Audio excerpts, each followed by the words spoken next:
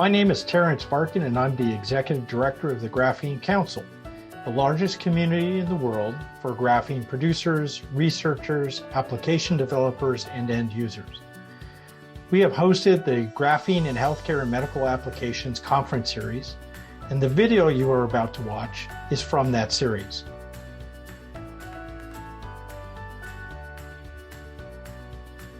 Dr. Elias Torres is with Graphenea in Spain, and will talk to us about the Foundry Service that they have using monolayer graphene on disks to create devices. So yeah, thank you, Terrence, for the kind introduction and for the opportunity to showcase our platform for biosensing, specifically for healthcare and biotech. So as a quick introduction, we're based in the beautiful city of San Sebastián. We've got great gastronomy and great spot seeing, great landscapes.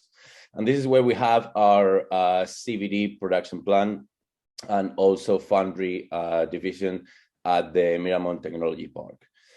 We also have a geo production line for graphene oxide nanoplatelets, and we have a commercial brand at the MIT campus. So we have a global presence. We have a lot of customers in Europe and the USA, and we're developing a customer base in Asia as well.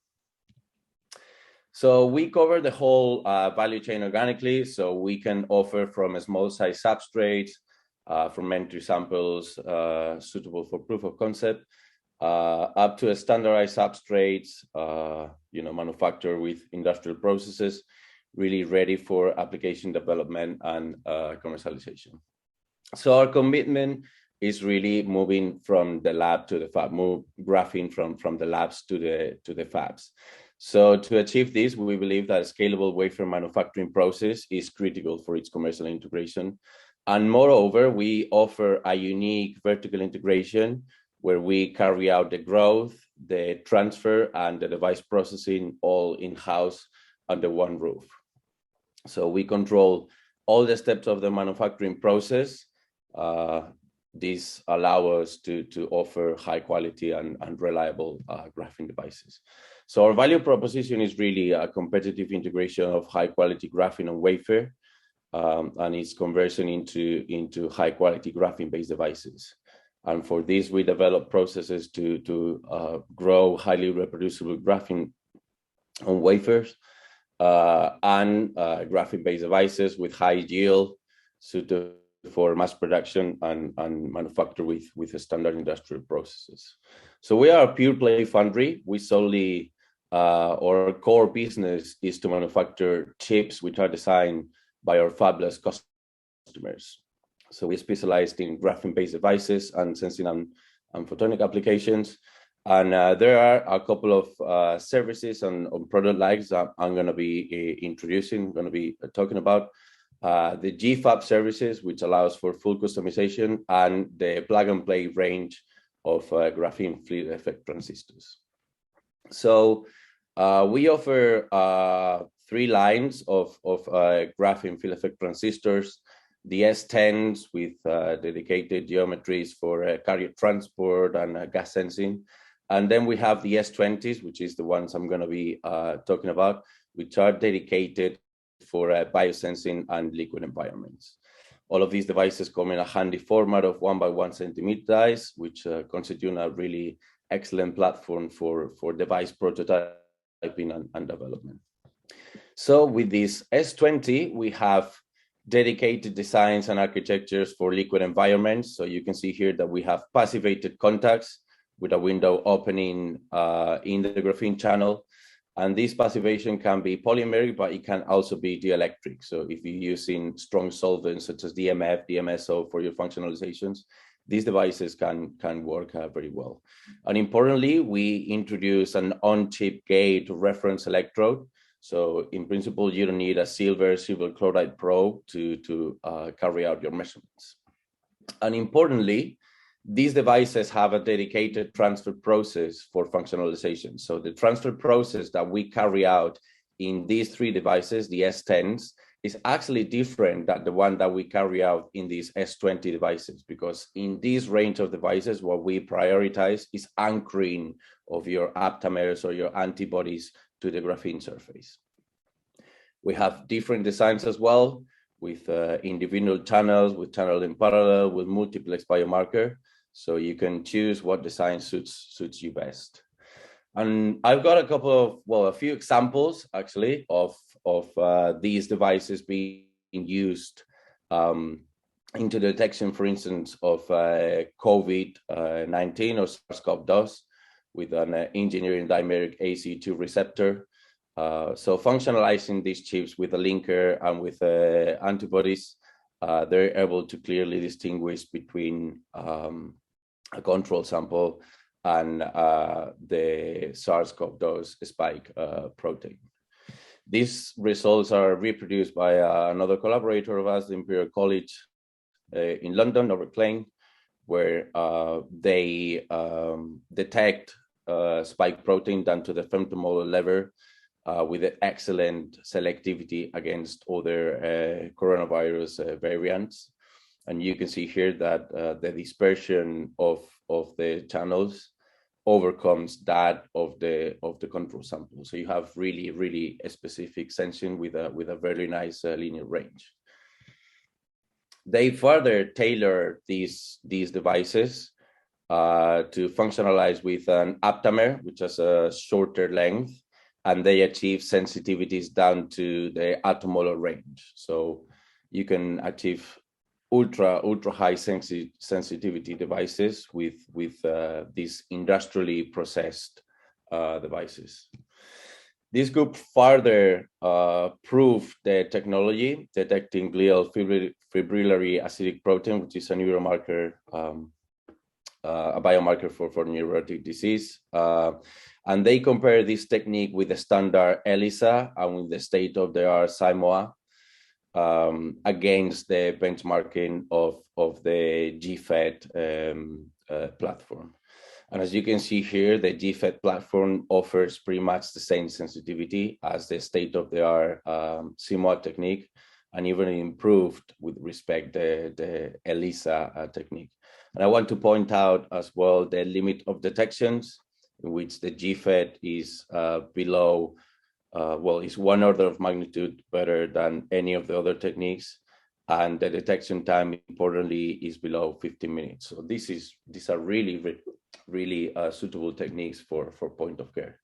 So with this, we believe that graphene will disrupt healthcare, and especially point of care solutions are the most immediate markets where this technology can disrupt. The functionalization of nanoparticles and molecules that we've seen allows for the increase of specificity dramatically, and the vast library of bioconjugated molecules makes graphene devices an excellent platform. The response can be very fast, in the order of minutes, and importantly, this is ex situ detection. So the device is never in touch with the body, so the clinical trials and the regulations can be very fast. The output signal is an electrical readout, so you don't need to transduce any optical signals. So in principle, these can be implemented in a much more form factors. And the fact that it's an electrical signal enables for electrical signal processing, multiplexing, machine learning, and AI algorithms that really squeeze the juice out of your data. And is readily available with wireless Bluetooth and connection to central data servers. And the device concepts are so simple that you don't really need process device kits or library. The technology is already mature to be implemented. So why we've chosen this approach? So we grow our graphene on copper via CVD because this allows for flexibility and tunability in the growth and the transfer. And importantly, the cost of goods sold of copper is pretty much negligible. Regarding the graphene transfer, we believe that a low temperature transfer enables a monolithic back-end of line integration in contrast with other approaches. And very importantly, the transfer enables various chemistries suited for different applications. As I mentioned before, the S20 devices have a different transfer process that makes them better suited for functionalization than other type of transfer processes. And again, the cost of goods sold in the substrate is negligible. So there's really no need to go for plastic devices unless your form factor really requires to. And importantly, the device manufacturing can be tailored for different growths and transfer processes. So if there's any change in the growth or the transfer parameters, we can readily feed these to the Foundry team. So they tune the parameters, and this feedback is fed back to the growth and the transfer team. So everything is in sync. And enabling, the device processing really enables to access the economies of scale typical of semiconductor manufacturing, because this is really critical. If you want to reduce the cost, you need to go for wafer scale manufacturing, because ultimately the cost per chip is ultimately determined by its footprint. More importantly, because the device fabrication is over 97% of the cost of goods. And this is more dramatic in graphene because the processing of it is relatively simple compared with that of silicon. So the substrate cost is really negligible. The choice of a substrate, whether it's silicon or it's polymeric, is determined by the application of form factor, not by cost. So if you really want to reduce your device and your dollar per device, what you need to do is miniaturize. And manufacturing these devices with a standard semiconductor techniques really enable us to squeeze, to scale down the features of your device without losing functionality, but achieving massive cost per chip reductions in net price. So you can really take advantage of this using our Gfab service, where we integrate graphene at the back end of line, and we tailor all our processes to your design specs and needs. And we carry this out everything under one roof, from the film to the fabrication. And we have a strict quality control and assurance in place that I'm going to be talking about in a minute.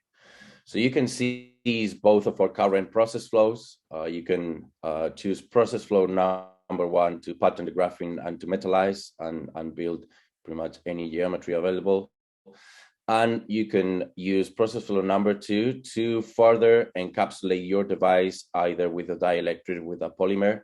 And you can open windows in the graphene channel so you can functionalize and carry out any processes.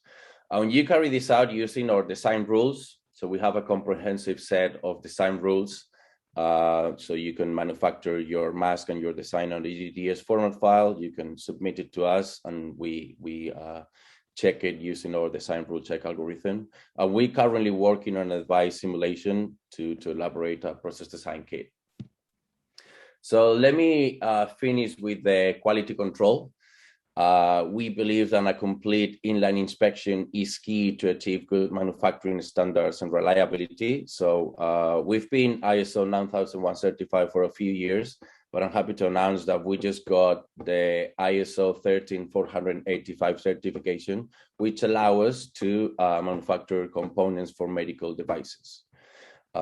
So this is based on a really stringent quality control based on optical, AFM, Raman, and electrical, and at every stage of the process. So we carry out Raman on the copper, on the transfer samples, and on the process samples. So we carry out mapping. So we have a statistical analysis, a statistical process control of the doping, of the strain, of the number of layers, down to really the nanometer scale. We carry out optical quality control once the samples are transferred. So we image the wafer several times, and we feed these pictures into an algorithm that distinguishes between holes, particles, and polymeric residues. So we can really check whether these parameters are within the thresholds. And we also carry out optical microscope of the finished devices. So these pictures are again fed into an algorithm that distinguishes holes and polymeric debris. So we can establish really coverage percentages and provide high quality devices. And then we can elaborate, of course, wafer heat maps. So when a customer provides us a run, we provide these on every wafer, so the customer can really pick and place only good dies on their PCBs or on their chip carriers. An important quality control measurement is the AFM. So there's a lot of controversy with transfer of graphene onto substrates due to polymeric contamination. You can see here that the graphene surface is pretty much pristine. And actually, when we carry out AFM analysis at the nanoscale, you can see that the average roughness is 0.52 nanometers, which is actually the roughness that our silicon wafer suppliers provide to us. So the topography that you see is actually the topography of the wafer, not that of the graphene, which really ensures minimal contamination. And to finish, we carry out electrical quality control as well. We monitor mobility on charge density, contact resistance, and chip resistance, so we can have statistical process control, provide averages and intervals of confidence, standard deviations. You see that this batch of devices over 460 GFETs manufacture with a standard, with an average mobility over 1,500 centimeters squares per volt per second, which we believe is pretty good. And pretty much the same with the dirac points. We can have a statistical analysis when you sweep up, when you sweep down, the hysteresis. We provide all of these for the customer, so they can really know what is going on. So yeah, as a summary to finish, we've been 10 years in the graphene business. We're a graphene flagship partner. We have extensive network collaborators. We have proprietary technology to grow, to transfer, and to process the graphene, monitoring the sample continuously along the process. And we believe that our Foundry really removes the burden of the device fabrication and lets you focus on your measurements, your data analysis, your functionalizations, and we take care of the hard work really. So our catalog of products covers the whole range of graphene-based devices, from plug-and-play devices to full customization. And I want to highlight how important is customization in terms of footprint, because you can achieve dramatic cost reductions in your cost per device, tuning your footprint of your device. So to finish, I will just like to throw an adventurous forecast based on a 5x5 millimeter die. So currently, for the volumes that we are working on of roughly 1,000 dies per month, our die price is roughly $80. We forecast that as the volumes increase in volume, for orders of 10 to 100 Ks, we will be able to offer dies at $6 per die. And by 2028, when we achieve total mass manufacturing millions of dies per month, the cost per die will be reduced to pretty much $1 per die. And this is important because, if you monolithically integrate these with your standard silicon readout circuitry, you can really have fully functional devices for pretty much $4 to $5. So with this, I would just like to thank everyone for your time and for your interest. Please get in touch if you want to discuss how to explore collaborations and synergies related to biosensing and other applications. So yeah, I welcome questions, and thank you, Terence, again for your time. Hey, Elias, thank you so much. That's fascinating, the work that you guys are doing. And I think it's a great example of how graphene companies, you guys are, one of the pioneers. 10 years in the graphene business is forever, right? Because it's a very young industry. And to see how the company has evolved to the point where you're making these fully functional devices on a regular basis, you have a complete business model to do that, I think is an excellent example, going up the value chain and making the product much more accessible for the customers. And you answered some questions that I had, with some of the last slides, because, my understanding was the way Graphenia was positioned with this Foundry service, it was really well suited for companies that were too small to be of any interest to the traditional silicon fab labs because they're too small, they're not big enough volume, or if people want to do innovative devices or design, prototypes, this was a perfect service for them. Can you talk about, who is the ideal customer for this kind of a product? It's, you have very large medical device companies that do make millions of units, and then you have everything in between. So who's like a sweet spot for using this kind of service for you?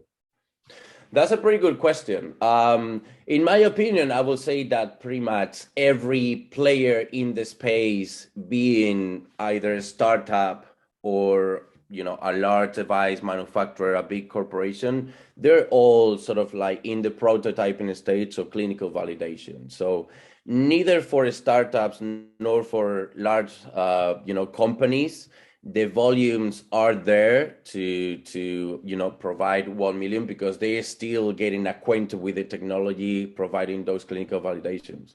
So I will say that we have a myriad of customers, from startups, labs, up to large companies that are getting interested in the technology, especially due to the pandemic. So really, what we offer is great flexibility.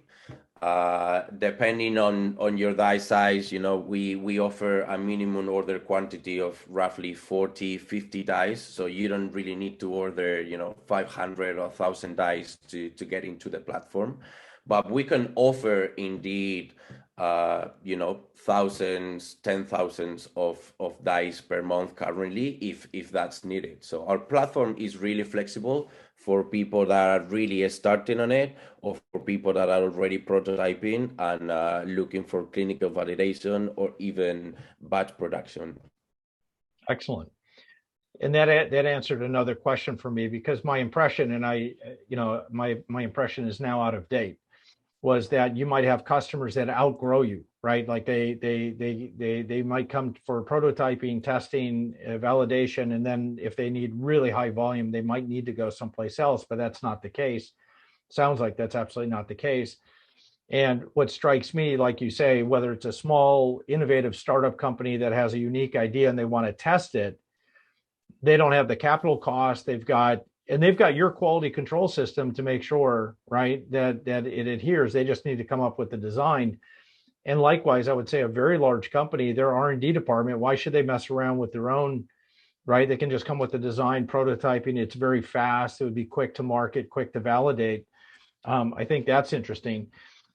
There's some technical questions. I'm going to come back to that in just a second, because we do have a few minutes. But I want to ask you, so healthcare and biosensing is one. You mentioned gas sensors was another application area. Just say for a second, where does healthcare fit in your vision of market development versus things like industrial centers, the Internet of Things with pervasive sensing? I mean, sensors cover such a broad area. How important is healthcare versus some of these other industries for you?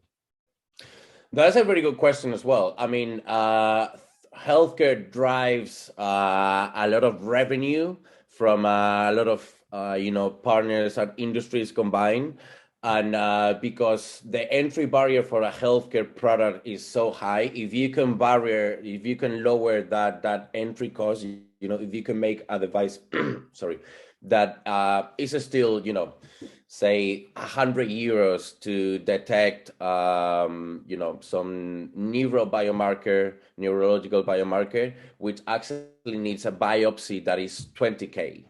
Those kind of like massive differences into what can be used for healthcare with graphene and what is currently the technology to access those diagnosed.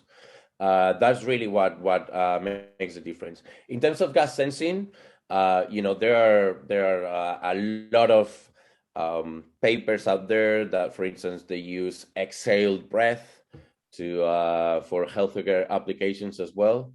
I will say that probably healthcare is better suited with graphene because of the biocompatibility, all of the carbon chemistry knowledge that already have people from, bioconjugated molecules that is already applicable on carbon surfaces. That, for instance, silicon doesn't have. Though there's a conjunction of factors that really make graphene better suited for healthcare probably than any other markets, at least now, where the entry barrier for graphene is still fairly high. Understood.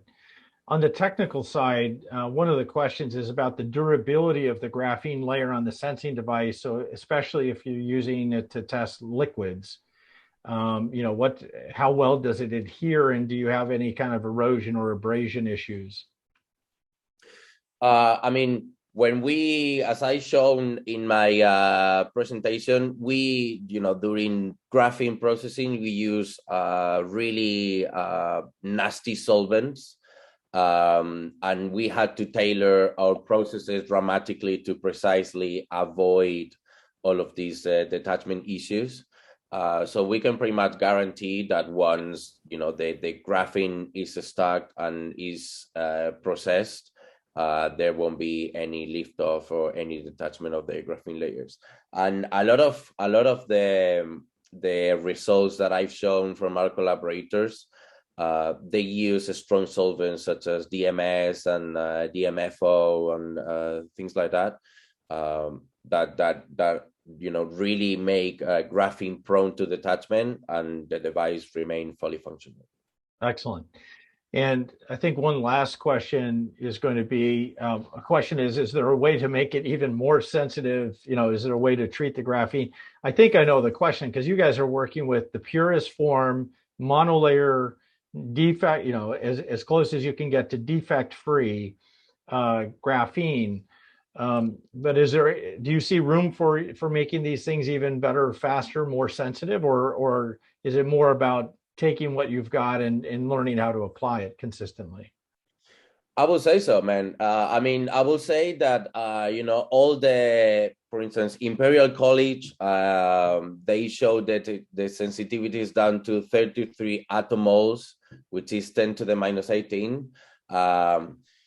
So yeah, if you can get more sensitive than that, please get in touch, because we don't really know how to make it better than that. In the AFM that we shown, you can see a really pristine surface, pretty much non polymeric contamination, and that specific sample that I shown is actually of encapsulated device. So those devices were encapsulated and the encapsulation was removed. So really, I don't think that you can get it much better than that, honestly. Well, one thing that hasn't been discussed yet is how to take advantage of that sensitivity. And that means preventative health, public health monitoring, that sort of thing, because it means we can detect these signals much, much earlier and before the disease presents itself. And I don't think that's getting enough attention. Exactly. I fully agree with you. I think this pandemic has highlighted the need of a better sensing mechanism or sensing platform. PCR is really accurate, but it needs to be centralized. You need dedicated professionals that know how to actually carry out the technique. It takes a few hours to get the result back. And with lateral flow tests, the sensitivity and the specificity is really not there. So no. you can really have a very early onset detection to stop the spreading of the disease. So we believe that graphene really matches or ticks all the boxes. Perfect. Thank you so much. We're going to have to call it there. Elias, thank you so much. On behalf of the Graphene Council, I want to thank everybody for participating and for your interest in this sector. Clearly, graphene has a very important future in healthcare applications, whether it be for devices, medical sensing, diagnostics, or even in some of the infrastructure of gowns and devices and elastomer products, etc., that can be enhanced with graphene. So with that, I want to thank you very much. Thank you for your interest in the Graphene Council. If you have any questions, if you need any guidance, if you need information, anything to do with graphene or any of the companies that you saw in the past 2 days, please reach out to us, and thank you for your time and attention.